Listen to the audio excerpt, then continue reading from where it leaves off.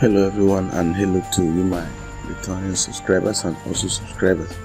So today, being the 31st of May 2021, the leader of the indigenous people of Biafra have declared a sit-at-home to all those in the southeast. So the federal government has already proscribed Biafra as a terrorist group, and they don't recognize their orders or their commands or even the sit-at-home. Even Governor Dave Umahi, currently in Ebonyi State, have told the shop owner that anyone who leaves his or her shop to obey the sit-at-home that is ordered by the leader of the indigenous people of Biafra, Mazinandi, and the person should as well forget his or her shop. Well, we've been hearing about Biafra for quite some time now. Now here is a fun, the 12 facts you need to know about Biafra. You may have been hearing about Biafra, but you don't really know what they are fighting for and their cause, what led to Biafra and how Biafra came about. So these are 12 facts you need to know about Biafra. Ojukwu, or Odumegwu Ojukwu, who declared Biafra, he hails from Nnewi in Anambra State, but he was born in Zungeru, Niger State. So what you need to know about Biafra Remembrance Day. The Biafra Remembrance Day is used to commemorate the 1967 secession of the then eastern region of Nigeria. Now here is what you need to know about the leader then, Odumegwu Ojukwu. On May 30th, 1967, Lieutenant Colonel Chukwuemeka Ojukwu announced the separation of the eastern region from Nigeria. The new nation was called Biafra, with a flag that bore the half-sun image. It was all celebration and joy on May 3, 1967, when the leader of the Republic of Biafra's secessionist state, Chukwuemeka Odumegwu Ojukwu, declared independence of the states in the eastern region of Nigeria. The southeastern region's military governor, which is Odumegwu Ojukwu at that time, made the announcement following a vote to secede from Nigeria after failed reconciliation over killings of approximately 30,000 Igbo people in the post-coup violence which started on September 1966. In 1966, Ojukwu already became the military governor of the eastern region. Representatives of the Supreme Military Council and secessionists met in Aburi, Ghana in January 1967 to find a middle ground. The result of that meeting was called the Aburi Accord. It failed to prevent the war. Ojukwu's declaration of Biafra on May 30, 1967 led to the civil war between that year and 1970. The bloody war caused the death of many people in the eastern region. Some claim there is approximately 2 million and more than that. On January 12, 1970, Philip Effiong, Ojukwu's right-hand man and temporary successor, announced the end of Nigeria's civil war.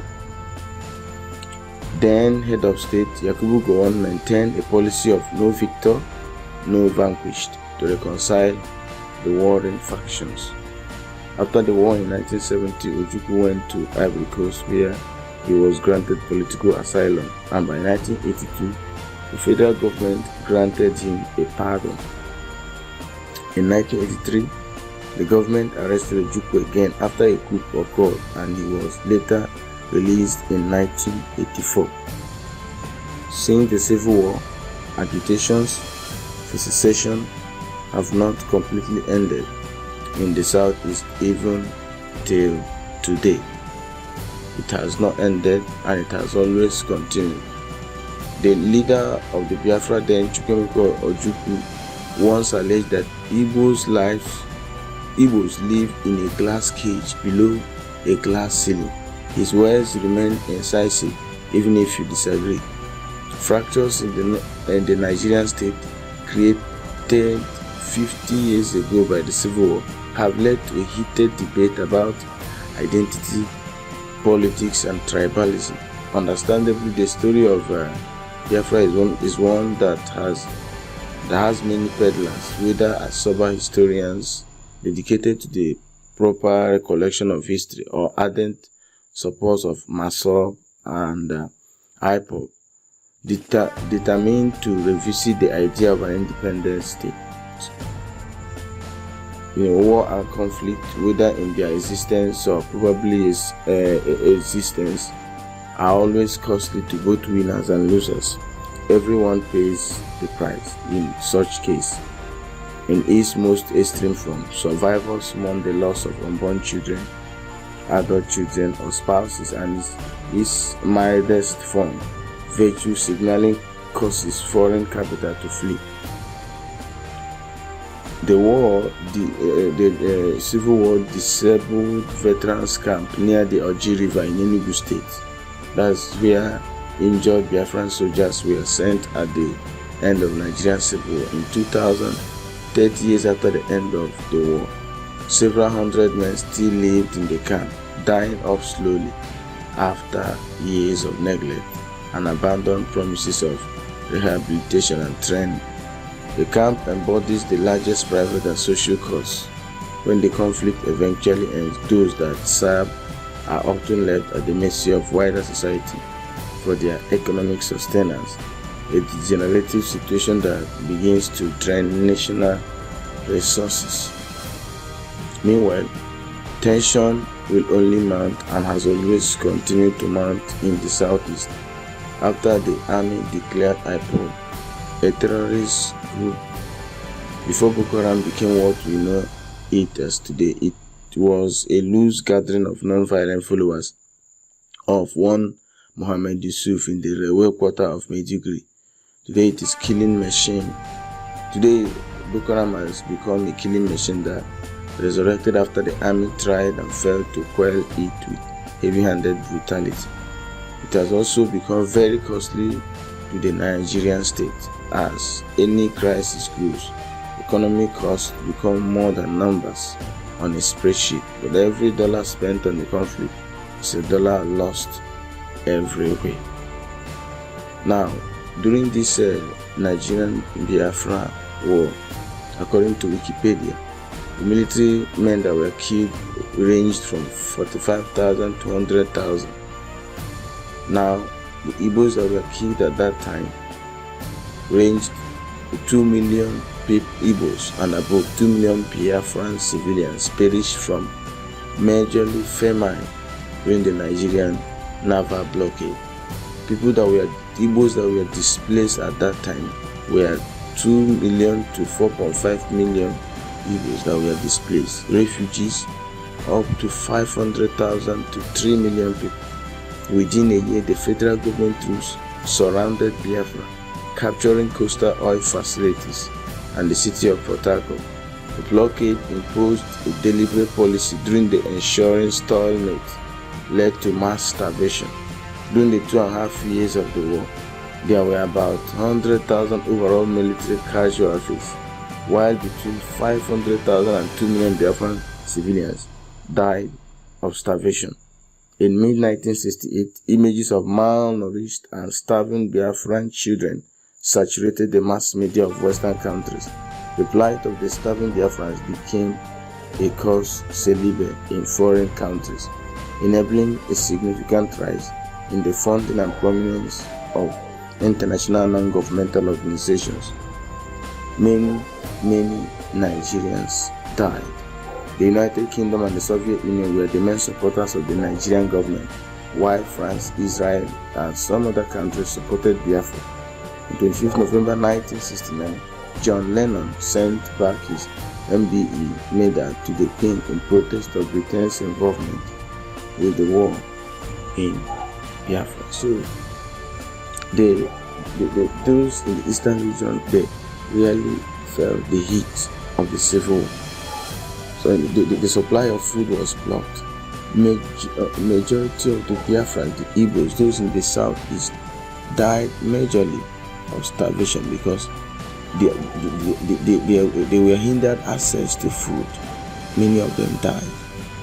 And Not just that, they were not properly equipped. It was just a war that the eastern part of the country is fighting against a big nation, Nigeria. Ojukwu tried it, and yes, he couldn't succeed. Being a secessionist, he couldn't succeed. He went to exile in Ivory Coast, and later on he came back, and he was arrested when there was an attempted coup, and they felt that he was the one who was responsible, but later he wasn't. He wasn't the one who planned the coup. So it's a Biafra Remembrance Day. It's a day to remember the death of fallen Igbos, or Biafrans as they call it, who died as a result of famine and starvation because they didn't have access to food, and many of them died. Ojukwu, the then leader of the Eastern region, declared Biafra in 1967, and so many Igbos jubilated and they were happy because they saw that the government that was at that time, and they still claim today, is a government that lacks inclusion, that does not include them in what they are doing, and they decided to stand on their own when most of the Nigerian mineral resources is gotten from the south, and grown from the southeastern part of the country. Like when we talk about Nigerian mineral resources that is of that has contributed much to the Nigerian economy is oil. That's what we have that we can boast of. Although we have so many mineral resources in the country, but majorly it's oil that Nigeria has in commercial quantity, and they exporting it and all that. So when they are getting these mineral resources from their own land, and in the government they are nowhere to be found, in appointments the Igbos are nowhere to be found, this man declared Biafra, but he didn't succeed. Then another guy came up, Mazi Nnamdi Kanu, I think started 2014 or 2015, started championing it also, from Biafra to Masok, from Masok to IPOB, indigenous people of Biafra. And that's what you see today, that he has ordered those in the southeast to sit at home to honor the fallen heroes.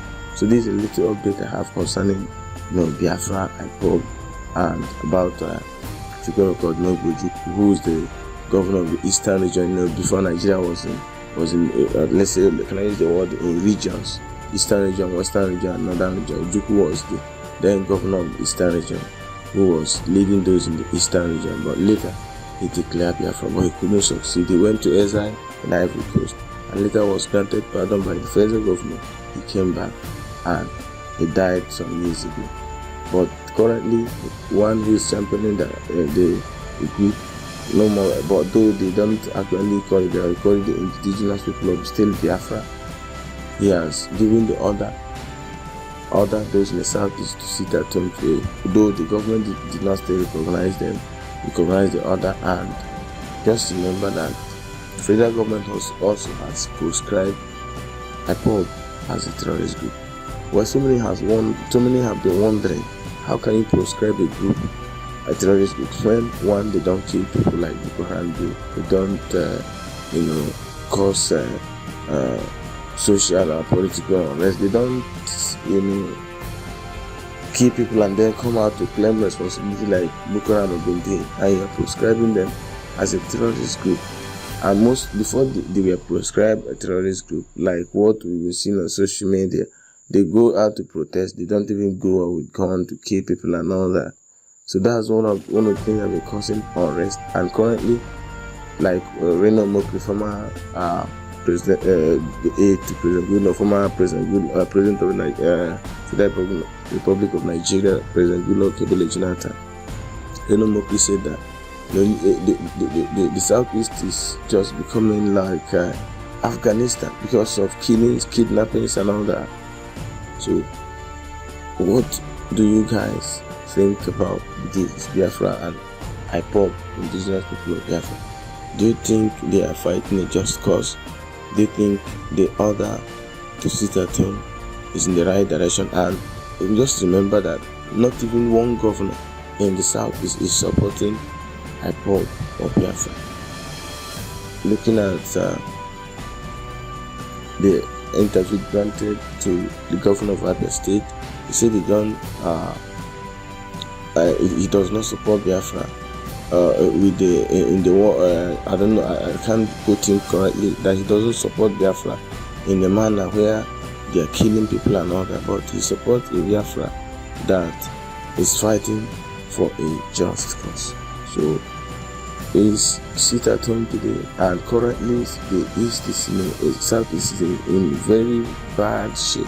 And I'm glad former President Goodluck Ebele Jonathan was killed in Owerri yesterday, and today we don't even know what will be happening in the East, because based on what we had and the information that we've been receiving, people are killed, civilians are killed, innocent people are killed, and when they are killed, police people will term them, or soldiers will term them, brand them ESN, Eastern Security Network members or IPOB members. And now the person you killed have not confessed that he is belonging to a group that you claim that he is. But this is how the Nigerian government has always been. So what do you think about the current insecurity and incessant killings of innocent civilians in the East? Thank you guys.